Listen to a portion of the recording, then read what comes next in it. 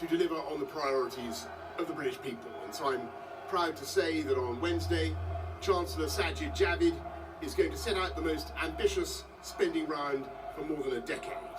I said I wanted to make your streets safer, and that is why we are recruiting another 20,000 police officers. I said I wanted to improve your hospital and reduce waiting times at your GP. And so we are doing 20 new hospital upgrades in addition to the 34 billion more going into the NHS. As well that said, and I said I wanted every child in this country to have a superb education. That's why I announced last week that we are levelling up funding across the country and spending much more next year in both primary and secondary schools. And it's to push forward this agenda on these and many other fronts that we need a Queen's speech in October, while leaving due time to debate Brexit and other matters. And as we come to that Brexit deadline, I am encouraged by the progress we are making. In the last few weeks, the chances of a deal have been rising, I believe, for three reasons. They can see that we want a deal. They can see that we have a clear vision for our future relationship with the EU, something that has not always perhaps been the case. And they can see that we are utterly determined to strengthen our position by getting ready to come out regardless, come what may. But if there's one thing that can hold us back in these talks, it is the sense in Brussels that MPs may find some way to cancel the referendum, or that tomorrow MPs will vote with Jeremy Corbyn for yet another pointless delay. I don't think they will. I hope that they won't. But if they do, they will plainly chop the legs out from under the UK position and make any further negotiation absolutely impossible. And so I say, to show our friends in Brussels that we are united in our purpose, MPs should vote with the government against Corbyn's pointless delay. I want everybody to know there are no circumstances in which I will ask Brussels to delay. We're leaving on the 31st of October, no ifs or buts. We will not accept any attempt to go back on our promises or scrub that referendum. And armed and fortified with that conviction, I believe we will get a deal at that crucial summit in October, a deal that Parliament will certainly be able to scrutinise. And in the meantime, let's let our negotiators get on with their work without that sword of Damocles over their necks and without an election. Without an election. I don't want an election. You don't want an election. Let's get on with the people's agenda. Fighting crime, improving the NHS, boosting schools, cutting the cost of living, unlocking talent and opportunity across the entire United Kingdom with infrastructure, education and technology. It is a massive agenda. Let's come together and get it done, and let's get Brexit done by October the 31st. Thank you very much.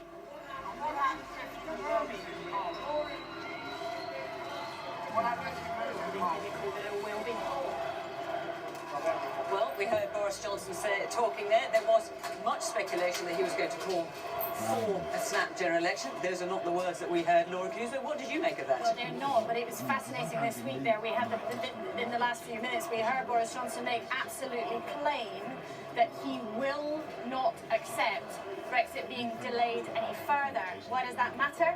Because Downing Street is worried that this week MPs will win their bid to extend Brexit rather than leave without a deal. And my understanding is that while Boris Johnson was at pains there to say that he doesn't want a general election, Downing Street is willing to call a rapid election with a date possibly being October the 14th if MPs defeat the government this week. So what do you think stopped him announcing that now? Well, I think Boris Johnson does not want it to seem as if he wants a general election. He couldn't have been more plain about that. They want, I believe, this week to be able to point the finger at MPs blocking Brexit, as they would conceive of it in number 10. And they want to be able to say to the public, look, we were forced into this. But wasn't it a fascinating and confusing piece of political choreography? Because very senior sources in there are indicating that the plan is to have a rapid election if number 10 finds itself on the losing side in Parliament this week. But he is not ready to say that yet. The government is not ready to say that publicly, even though behind the scenes that is exactly what has been indicated to us, and even a date of October the 14th has been suggested. Well, actually, it was quite hard to hear what he was saying here in Datchet, because the protests down at the entrance of Datchet are so loud. The protests against what Mr. Johnson is planning. How do you think what he had to say is going to go down with Tory MPs who are thinking of introducing legislation tomorrow, as soon as tomorrow, to try and stop it? Well, I think so far the very aggressive, she would say forthright, but the very aggressive political tactics that they have been using towards Conservative MPs who want to change the law to stop us leaving without a deal, for most of them actually, it's stiffened their spines. They've been saying things to me like, well, so be it, or it's time to put the country before the party. This is a completely different approach to the tack that was taken by Theresa May.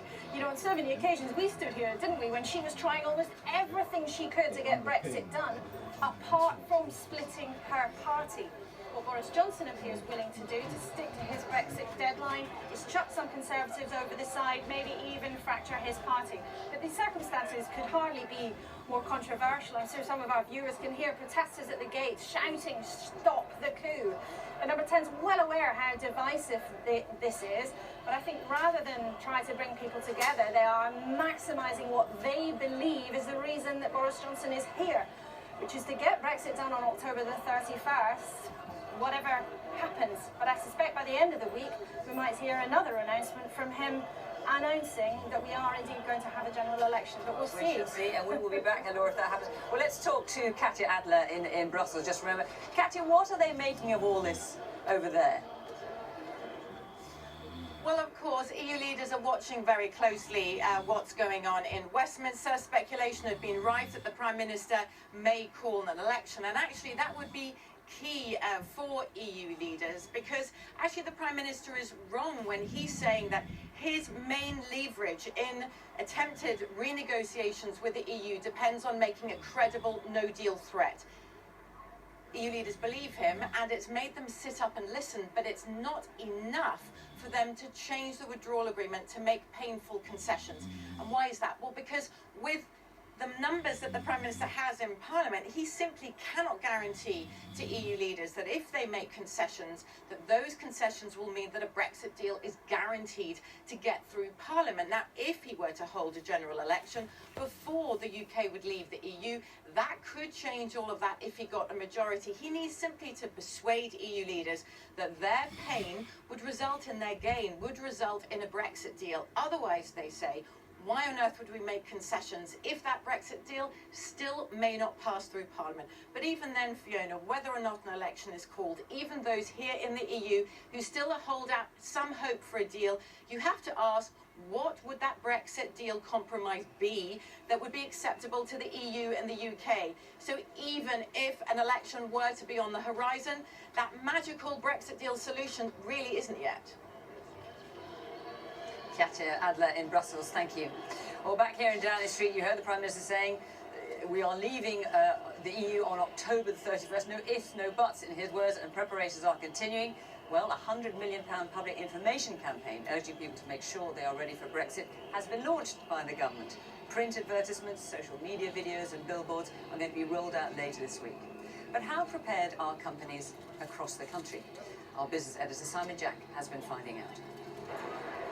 The UK and the EU's deep trading relationship was on display today at this food fair in London. UK firms are being urged to prepare themselves for a no-deal Brexit as the most expensive government advertising campaign in history was launched this week. In all the newspapers today, new campaign, they're spending £100 million on this, telling you get ready for Brexit. We're not ready and the rest of Europe isn't ready. We're trying to export at the moment into Europe, and none of the European distributors will touch us until Brexit's either gone through or not. So it's a really difficult time for us at the moment. We just want some clarity.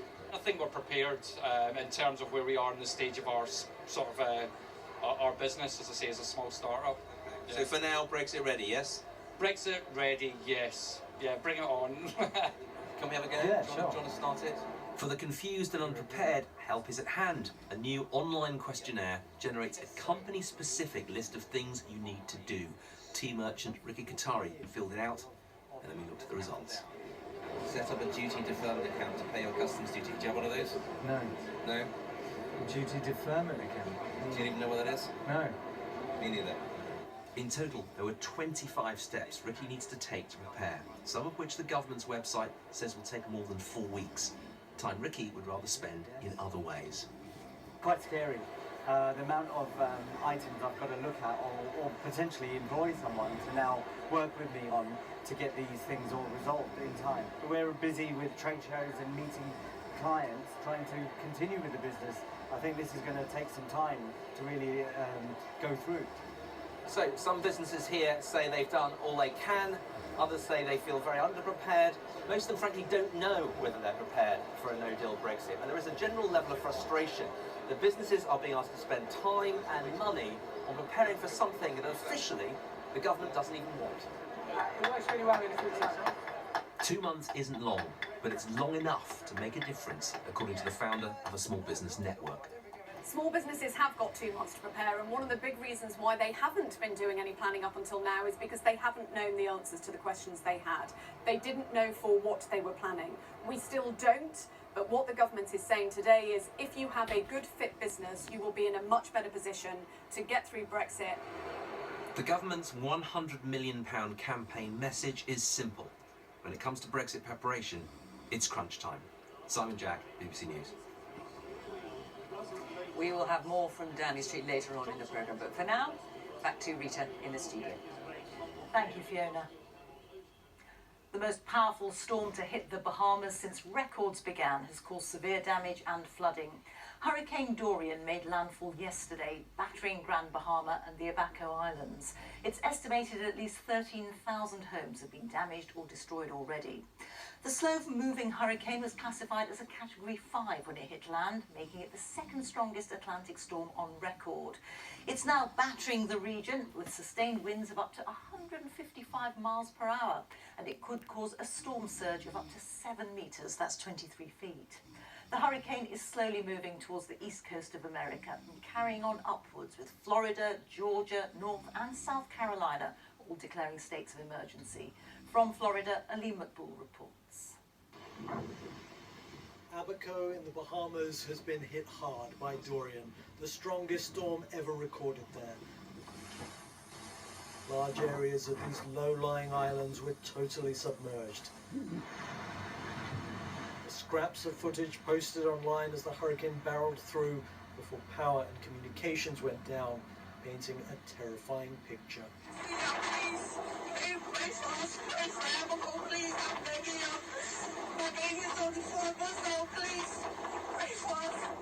The roof of the apartment block of the mother who took this video had been ripped off.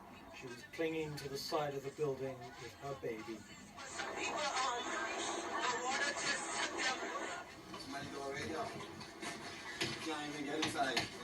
Aid agencies estimate that up to 13,000 homes could have been destroyed as this catastrophic storm moves through the Bahamas at some points at just a mile an hour. We have reports of casualties. We have reports of bodies being seen. We cannot confirm those reports until we go out and have a look for ourselves. This is now the 4th year in a row in which there's been a Category 5 hurricane in the Atlantic, a record in the modern era, with experts attributing the increased frequency of these weather events to climate change. And Dorian now heads towards Florida, with projections this storm could remain hurricane strength for as much as another 5 days. Well, with Hurricane Dorian just hours away from the US mainland, emergencies have been declared in 4 states, and compulsory evacuation orders are in place right along this coastline. Ali Maqbool, BBC News, on the east coast of Florida. The US Coast Guard says it's trying to rescue more than 30 people after their boat caught fire off the coast of California. The vessel appears to be a diving boat, and reports say some passengers may be trapped below deck. Some crew members have been rescued, but there are believed to be numerous fatalities, with 33 people still unaccounted for. The giant steel company Tata is closing its Orb Electrical Steels factory in Newport in South Wales. Tata said it couldn't afford the £50 million upgrade needed to make the plant viable to produce steel for electric vehicles. It said